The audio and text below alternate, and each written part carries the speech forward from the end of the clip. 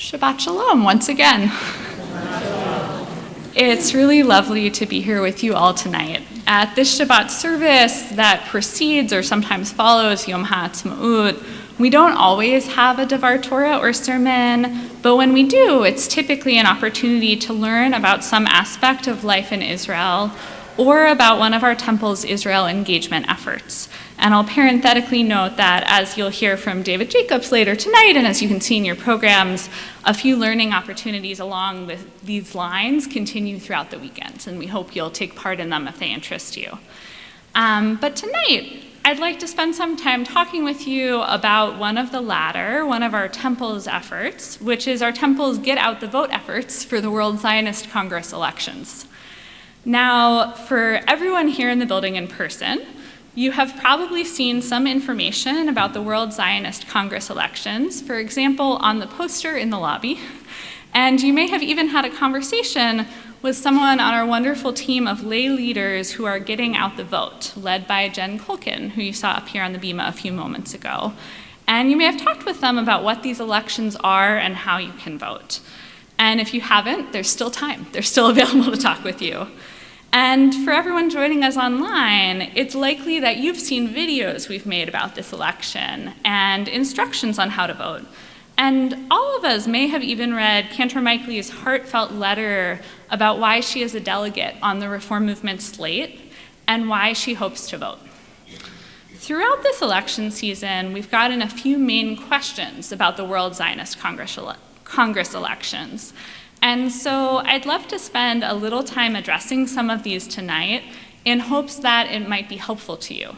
Whether you are one of the hundreds of TRS members who has already voted and is now perhaps sharing about the elections with family and friends, or if you haven't voted yet and have some lingering questions, perhaps including these. So here's the first question. What is the World Zionist Congress? The World Zionist Congress, which has been around since 1897, when it was founded by Theodor Herzl, meets every 5 years in Jerusalem. If you go back in time, it used to meet a little more frequently, but for the past several decades, every 5 years. Delegates from all the world convene, and they make decisions about who will be in the leadership of several NGOs, including the Jewish National Fund, and I'll insert parenthetically that that's a different organization than the American Jewish National Fund. It's like kind of a sister organization. It's called Kakal, but the Jewish National Fund, the World Zionist Organization, and the Jewish Agency. All of these were founded by the global Jewish people before the State of Israel was founded, and they are owned to this day by the Jewish people. All of these NGOs do work within Israel itself, as well as work that impacts the global Jewish community. The World Zionist Congress decisions help shape the policy and budget allocations of these NGOs. The NGOs together have a collective budget of about $1 billion annually, which is why when you hear people talking about the impact of the World Zionist Congress elections, you'll often hear them say that $1 billion annually or $5 billion over 5 years are on the line. And I'm going to insert parenthetically, I deleted a couple paragraphs. Some of you have asked me about the different funding sources of that budget, which is a really interesting story that I'd love to talk about. I'm not going to do it from the bima. Like many NGOs, it's like many different funding streams, but if this interests you a lot, we've done the research based on your questions. Happy to discuss more later. The World Zionist Congress will meet this fall in Jerusalem, and the elections that are currently happening and are open until May 4th, next week, are specifically the elections of the United States delegation to the Congress. Because so much of the global Jewish population lives in America, the American delegation has about a third of the total seats in the Congress, which is structured like a parliament. Anyone who lives in the US, identifies as Jewish, and is over the age of 18 is eligible to vote. When you vote for a slate. Each slate has an articulated set of values that they plan to uphold in their work in the Congress, and you can read all of these articulated sets of values, as well as the list of who is on each slate, on the same website where you vote, which you can find for folks in the room in your Shabbat programs on the back in the announcements section has the website. Here at TRS, we are specifically getting out the vote for slate number 3, vote reform. Whatever percentage of votes a given American slate receives is also the percentage of American Jewish seats on the Congress that a slate will fill. So for example, if the reform movement was really wildly successful, let's say, and got 90% of American votes, I don't know that that's what we're really thinking will happen, but say we would also get 90% of the American seats, and so on. Our very own Cantor Sidney Mikely is one of the delegates on the American Reform Movement slate number 3, Vote Reform. Cantor Mikely has written really beautifully about why she is a delegate, that it's connected to her love of Israel and her hopes for a better future for her young daughter Libby and for all of us. She writes, quote, "Our reform priorities include protecting democracy in Israel, supporting paths for peace and coexistence, and fighting for religious pluralism, women's rights, LGBTQ+ rights, and more." This brings me to question number 2, which is something roughly like, democracy in Israel, paths for peace and coexistence, religious pluralism, women's and LGBTQ rights, and more all sound great, but how are they connected to the outcome of the World Zionist Congress elections? To answer this question, I'm going to briefly quote in part from the excellent FAQ on the Reform Slate's website, voteforreform.org, where the word for is a number. They write in part, "Due to our success in previous elections," quote, "we have ensured that over $4 million a year, $20 million over 5 years, of financial support goes to the reform movement in Israel, allowing it to expand its reach. We have appointed key professionals to advance Reform Jewish values within the national institutions," that's the NGOs whose leadership is shaped by the World Zionist Congress, "emphasizing equality, pluralism, and a commitment to a two-state solution. They have been able to directly prevent settlement building and advance policies that align with our values. And we have passed key resolutions in the World Zionist Organization's policy body for equality, transparency, and pluralism." The website continues, "In addition, we have joined with Israeli political parties, who are also represented in the Congress, to advocate for societal change to impact the overall safety of Israel and for marginalized individuals, including those navigating conversion, marriage and divorce, religious pluralism, gender rights, and combating racism." The Reform Slate hopes to win a large percentage of American seats in this year's American section of the Congress, and in coalition with other like-minded slates, continue this work for pluralism, democracy, and equality, including by partnering with the Israeli reform movement.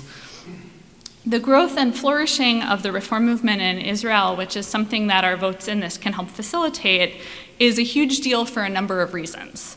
For many Israelis who grew up secular or Orthodox, an encounter with the reform movement or one of its sister movements like the Israeli conservative movement, whether it's in a synagogue or a school, in a mechina, gap year program, or more, is their first encounter might be with a form of religious Judaism that embraces egalitarianism and pluralism and centers tikkun olam, the repair of the world.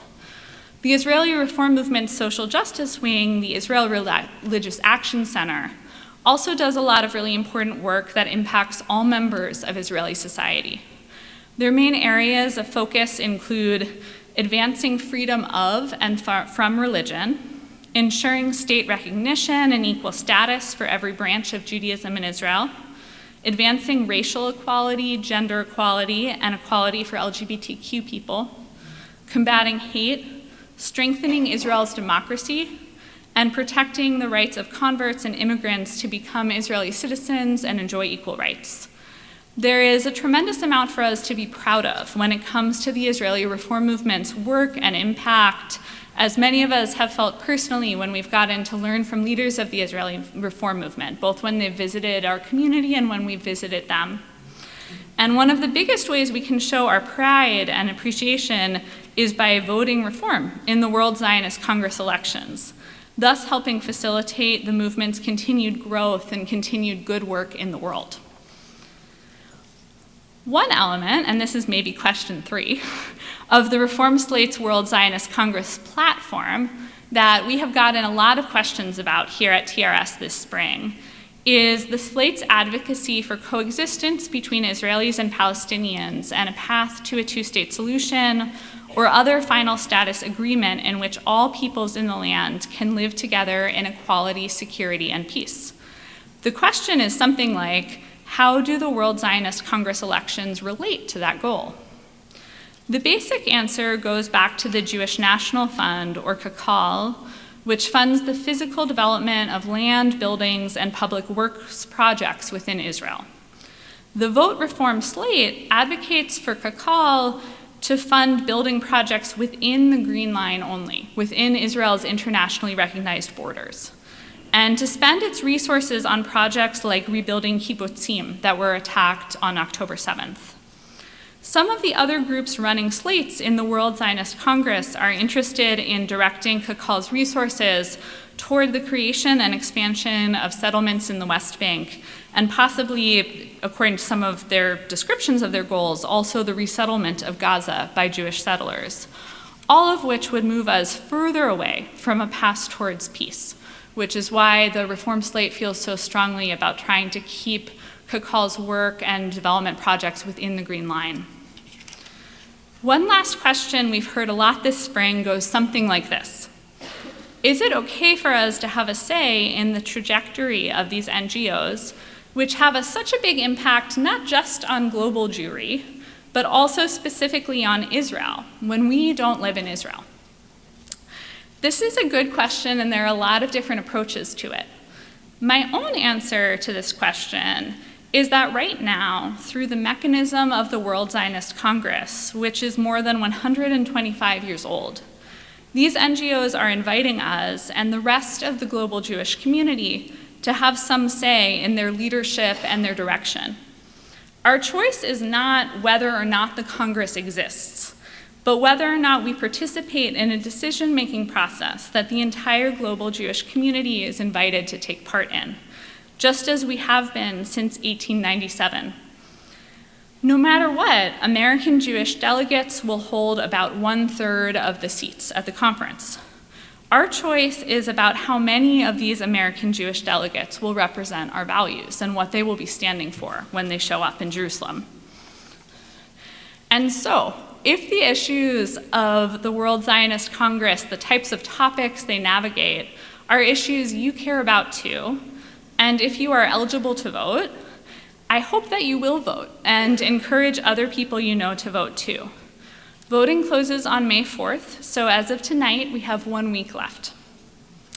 If you have questions about how to vote, questions about the Reform Movement slate, or questions about the elections in general, please feel free to approach myself, Cantor Shackett, or any of our wonderful World Zionist Congress Get Out the Vote volunteers after services. At least one of them will be hanging out by the table for a few minutes, although don't worry, you don't need to stay there forever, but catch her if you'd like to learn more after services. We'd love to continue the conversation. And in general, I think we'd love to continue all conversations about the many ways our community connects to Israel and Israeli Jewry, whether you resonated with aspects of what I just said or whether you didn't.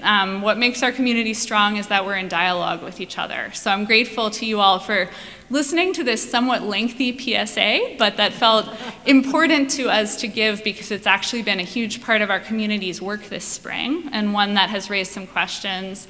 And also thankful to all of you for being part of the conversation and the work of our community, including across lots of different experiences and perspectives.